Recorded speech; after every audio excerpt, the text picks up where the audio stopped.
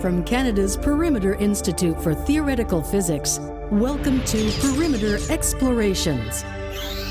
Classroom videos that investigate the frontiers of science.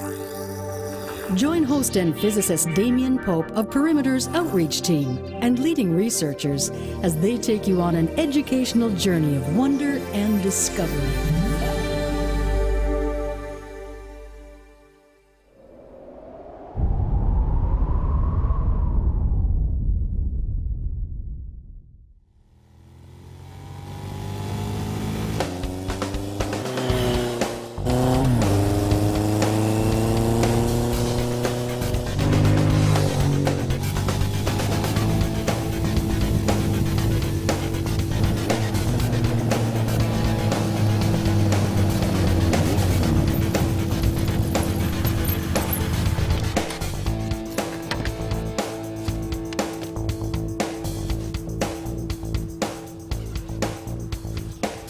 In observatories across the world, physicists young and old are mesmerized by the size and complexity of the universe.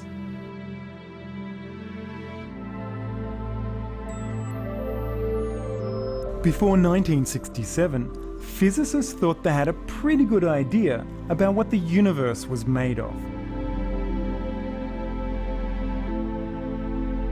But that year, physicist Vera Rubin looked at the stars in the outer regions of the Andromeda galaxy and observed something she didn't expect. The billions of stars in Andromeda orbit the center of their galaxy, much like planets orbit the sun. This was no surprise to Rubin. She also knew that planets in our solar system orbited more slowly the farther they were from the sun. So she expected the speeds of stars in Andromeda to decrease in a similar way, the farther the stars were from the center of the galaxy. But that's not what she saw.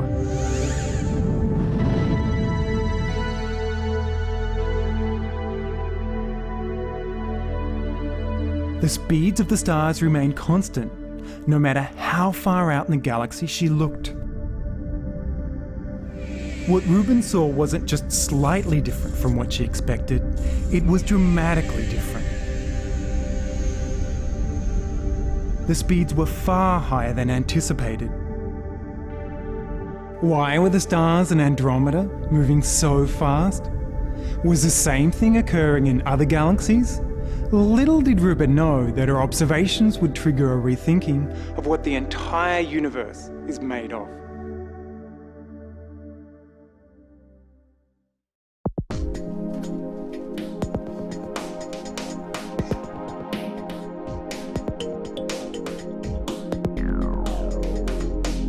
It's easy to measure the mass of everyday items. A juice carton, a loaf of bread, an apple. But how do you measure the mass of something much, much larger, like the sun? To determine the sun's mass, let's use an approach we'll call the orbital method. We can calculate the mass of the sun by measuring the orbital speed and radius of one of the planets, such as Jupiter.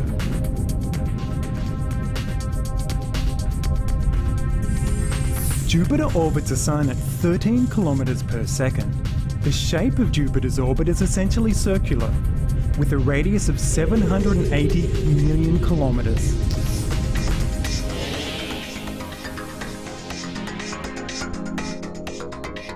So how can we use these two numbers to calculate the Sun's mass? Let's start with Newton's second law of motion, which says that the net force acting on Jupiter is equal to its mass times its acceleration. The net force is the gravitational force the Sun exerts on Jupiter. The magnitude of this force is equal to the universal gravitational constant times the mass of Jupiter times the mass of the Sun divided by the square of the radius of Jupiter's orbit. Because Jupiter moves around the Sun in uniform circular motion, we know that its acceleration is directed toward the Sun and is equal to its speed squared divided by the radius. So if we substitute the gravitational force and Jupiter's acceleration into Newton's second law, we get the following formula. If we want to know the mass of the Sun, we rearrange the formula.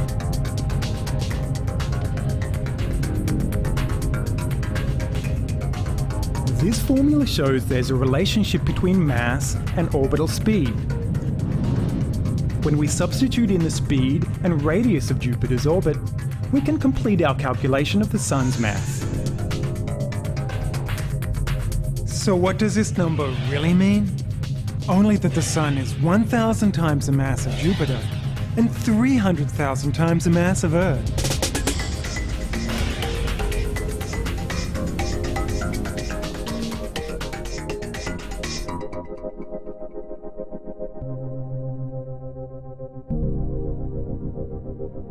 Now that we know how to calculate the mass of the Sun, let's see if we can calculate the masses of entire galaxies. A galaxy is a vast collection of stars, typically around 100 billion. In many galaxies, gravity makes stars orbit the centre of their galaxy, just like Jupiter orbits the Sun. Because of this, we can use the orbital method to find the mass of a galaxy within the radius of the orbit of any star we choose. To do this, we need to know the speed of the star and the radius of its orbit. Ever hear of the Doppler effect? It's what happens when an ambulance rushes past you and the sound you hear changes frequency. As it approaches you, the sound shifts to a higher frequency. As it moves away, it shifts to a lower frequency. When you measure the shift in frequency, you can determine the speed of the ambulance. It's the same with light. If a star is moving towards us, the light shifts to higher frequencies, closer to the blue end of the spectrum. If the star is moving away, the light shifts to lower frequencies, closer to the red end. Since galaxies are really far away, we can't simply measure the speeds of stars by calculating distance over time. So the Doppler effect can be used to indirectly determine their speeds. The greater the shift in frequency, the faster the speed. Let's use the Doppler effect to help measure the mass of a nearby galaxy called Triangulum, which, like Andromeda, has stars orbiting at speeds higher than expected. Let's pick a star in the outer regions that's orbiting the centre of the galaxy with a radius of 400 million billion kilometres. It turns out that the star in the outer regions of Triangulum is orbiting at 123 kilometers per second. Let's substitute those values for speed and radius into the galaxy mass formula. This huge number is equal to the mass of 46 billion suns. 46 billion suns. That's pretty bright. Let's use that brightness to confirm the mass of the galaxy. To start, we'll need a flashlight. If we know the mass of one flashlight,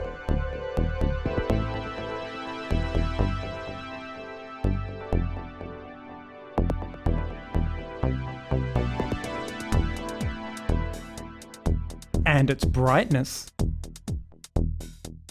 we can figure out the mass of a whole wall of identical flashlights.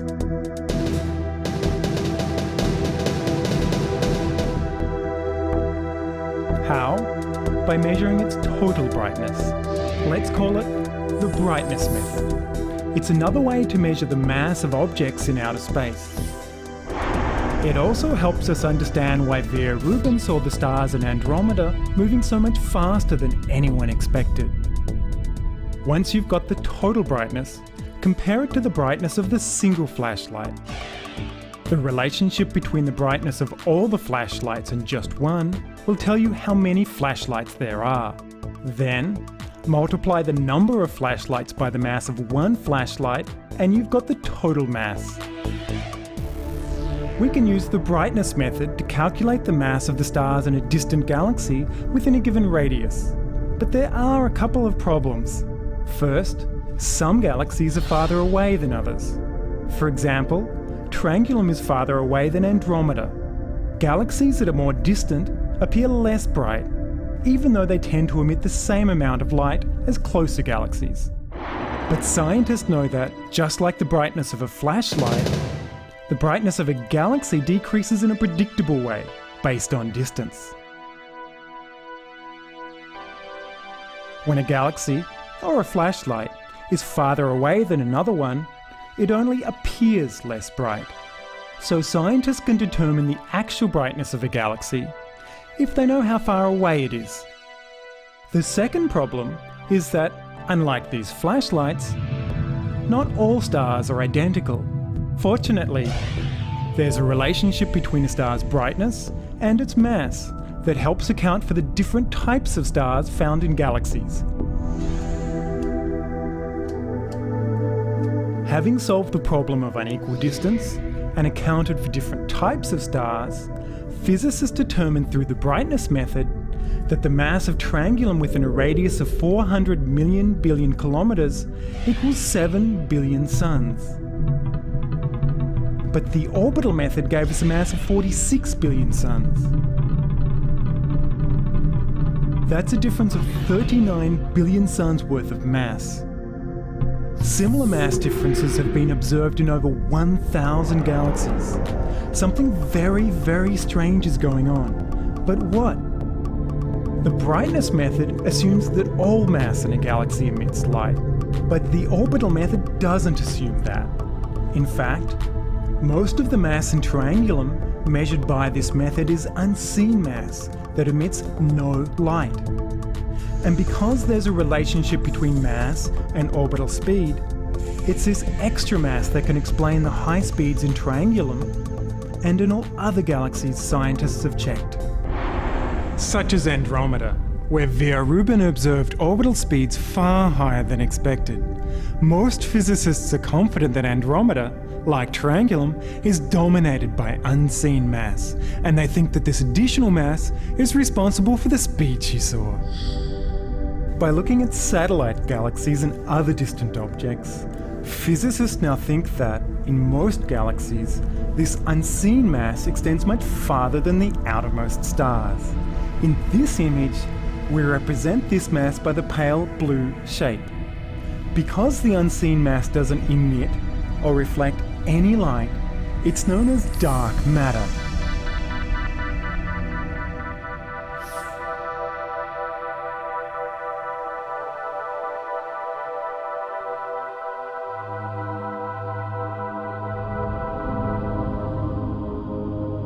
The speeds of stars and galaxies aren't the only evidence for the existence of dark matter. Albert Einstein's theory of relativity strengthens the case. His theory says that just as a lens bends light, a large mass in outer space, such as a cluster of galaxies, bends light travelling near it.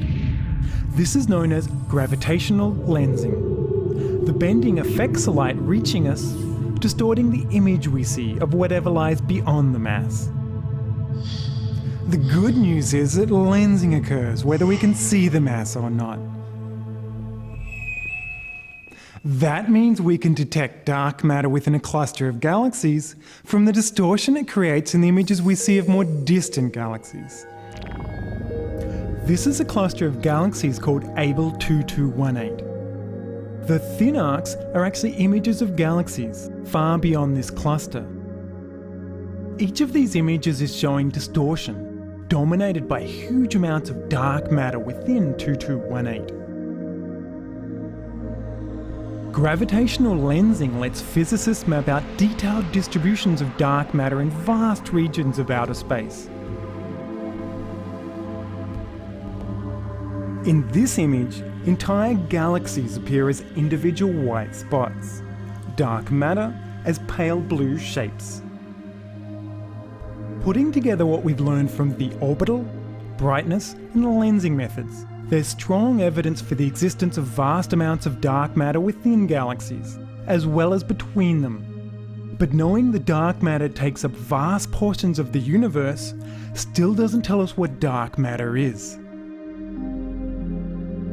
Maybe dark matter is made up of planets. They're hard to detect because they only reflect light. Maybe we've failed to see a lot of planets in distant galaxies. The Sun makes up 99.9% of all mass in our solar system. That leaves only 0.1% of the total mass for all the planets, asteroids and comets in the solar system. This means that if dark matter were made up of planets, there'd have to be thousands of planets the size of Jupiter for every single star in every galaxy in the universe. But our solar system has only 8 planets, not thousands, so it seems very unlikely that planets account for all of dark matter. Another possibility is that dark matter is made up of brown dwarf stars. They're bigger than planets, up to 10% of the mass of the Sun.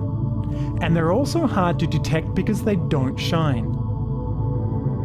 Black holes may be another possibility.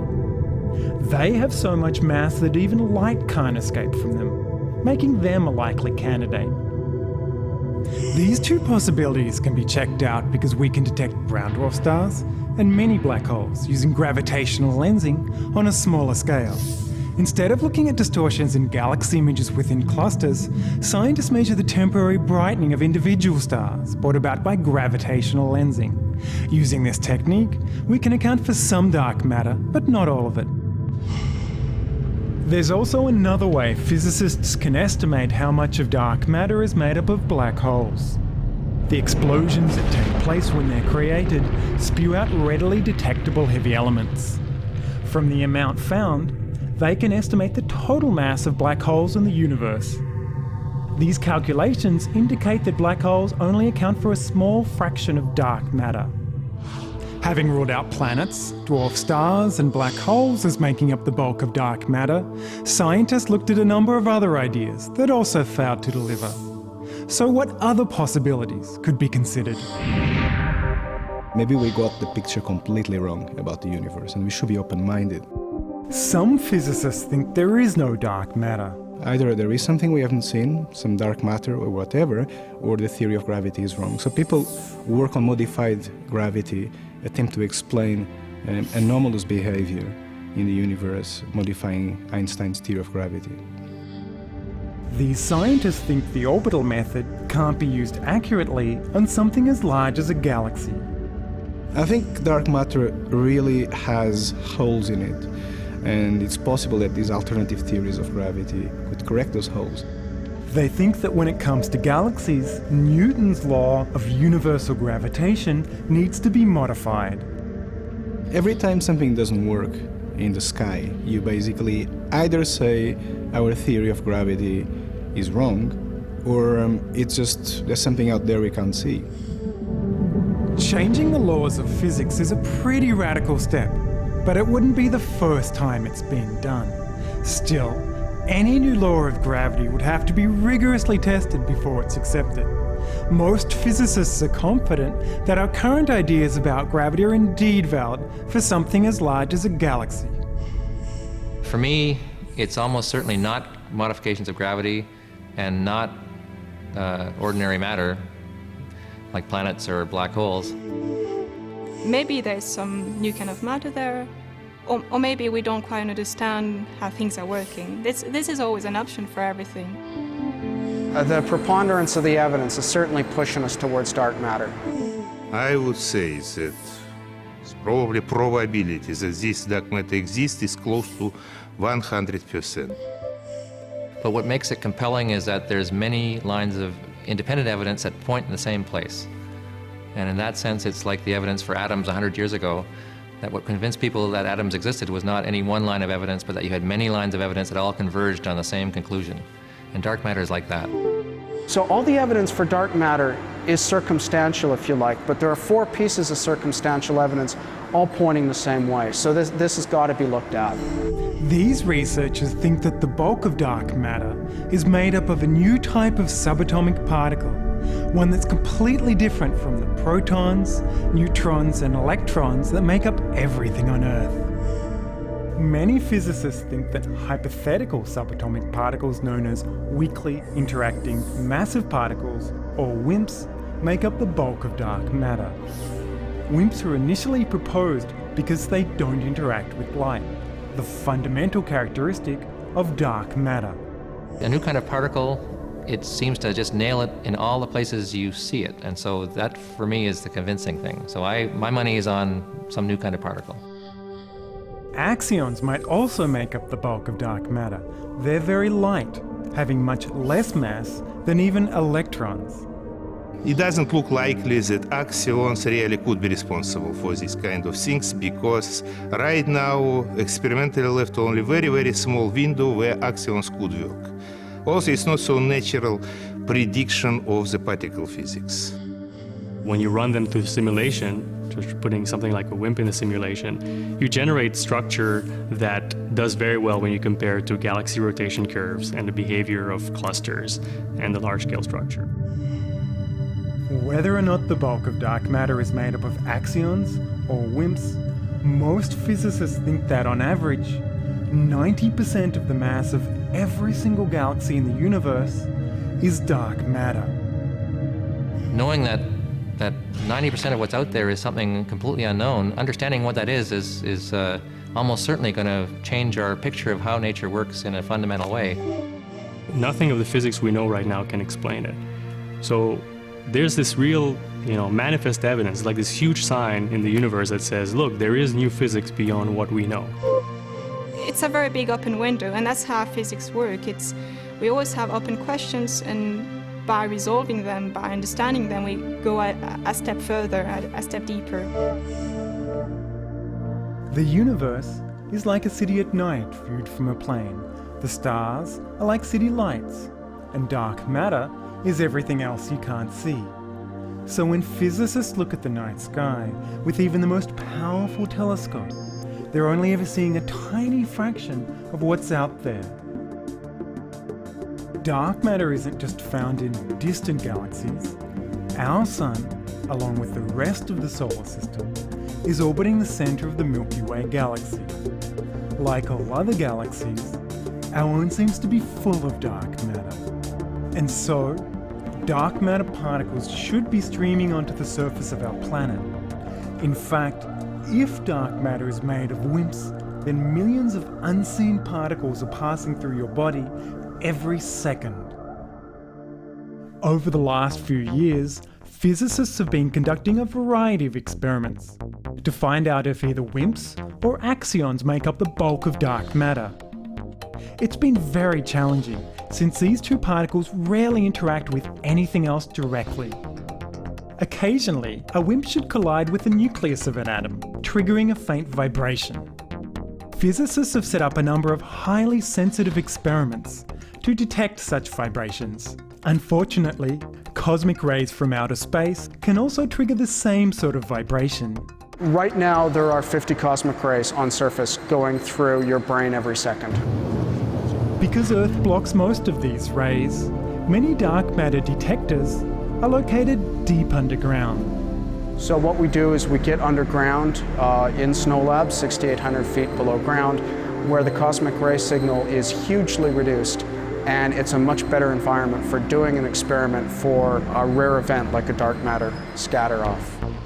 At Snow Lab in Ontario, Canada, several dark matter experiments are in development. The main challenge, and it's not only for us, but for all dark matter search experiments, the direct search experiments, is the backgrounds. The backgrounds are particles that we know of, that they are around us, but we don't want them close to our detectors. So basically, we have to shield our detectors from these particles. One team of researchers hopes to detect WIMPs within a superheated liquid. We have a gel with millions and millions of small droplets of a freon inside.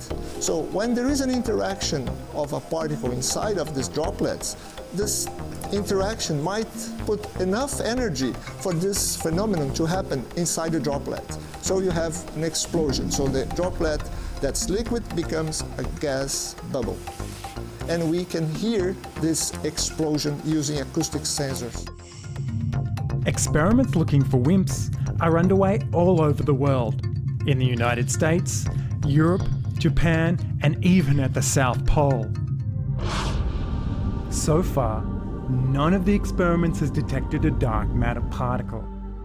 No physicist has been able to determine if WIMPs, axions, or something totally unexpected is the answer. Well, science is ultimately about the data, isn't it? And the data will either show dark matter or it won't. It is a good thing that we really have all these alternatives and that it's in the hands of the observers and of the experimentalists. Yeah, it's exciting. It's very exciting. It means there's really something there we don't understand yet. We do not know precisely what is it, but we know what it cannot be.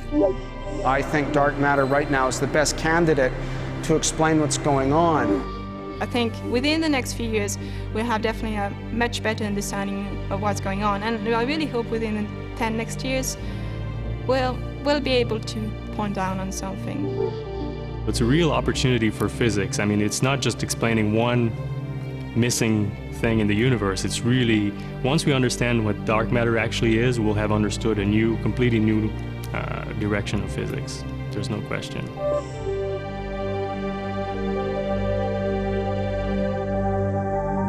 We've come a long way since Vera Rubin first observed discrepancies in the orbital speeds of stars in Andromeda. But we still have a long way to go. Years after her observations changed our understanding of what makes up the universe, Vera Rubin said, "The sky will not be the limit." And she's right. Physicists will continue to look to the skies and beyond until the mystery of dark matter is solved.